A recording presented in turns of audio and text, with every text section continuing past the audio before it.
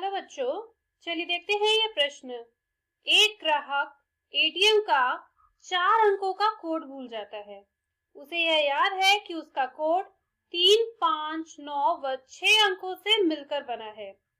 सही कोड ज्ञात करने के लिए आवश्यक कम से कम प्रयासों की संख्या ज्ञात कीजिए। इस प्रश्न को करने के लिए हम इसकी मुख्य अवधारणा देख लेते हैं। देखिए, जहां पे भी प्रयास होते हैं या फिर कोई व्यवस्था होती है, वहां प्रयोग होता है क्रमचय का।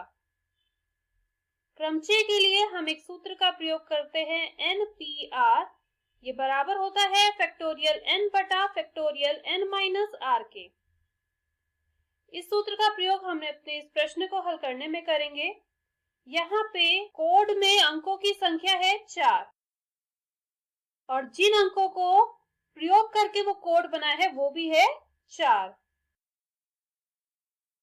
अब इन 4 अंकों का प्रयोग करके जब आपको 4 अंक का एक कोड बनाना है तो उसके लिए प्रयासों की संख्या क्या होगी? प्रयासों की संख्या बराबर होगी 4 में से आपको 4 का ही कोड बनाना है 4p4 के बराबर, और इस सूत्र का प्रयोग करके ये बराबर आएगा फैक्टोरियल 4 बटा फैक्टोरियल 4 माइनस 4 के। तो ये बराबर होगा फैक्टोरियल 4 बटा फैक्टोरियल 0। आप जानते हैं फैक्टोरियल 0 का मान होता है 1 के बराबर, तो ये फैक्टोरियल 4 के बराबर आएगा, जो बराबर होगा 4 गुणा 3 गुणा 2 गुणा 1 के, और ये बराबर होगा 24 के। कुल 24 प्रयास उसको करने होंगे अपने कोड को ज्ञात करने के लिए। ठीक है, इसका एक और भी तरीका हो सकता है कि आपको ये 4 अंक भरने हैं और इन 4 अंक स्थानों को भरने के लिए इन 4 अंकों का प्रयोग करना है। तो पहले स्थान में इन 4 में से कोई भी एक अंक आ जाएगा, और जब एक अंक यहाँ आ चुका है तो यहाँ पे आपके पास सिर्फ 3 संभावनाएं रह जाएंगी उस स्थान को भरने के लिए।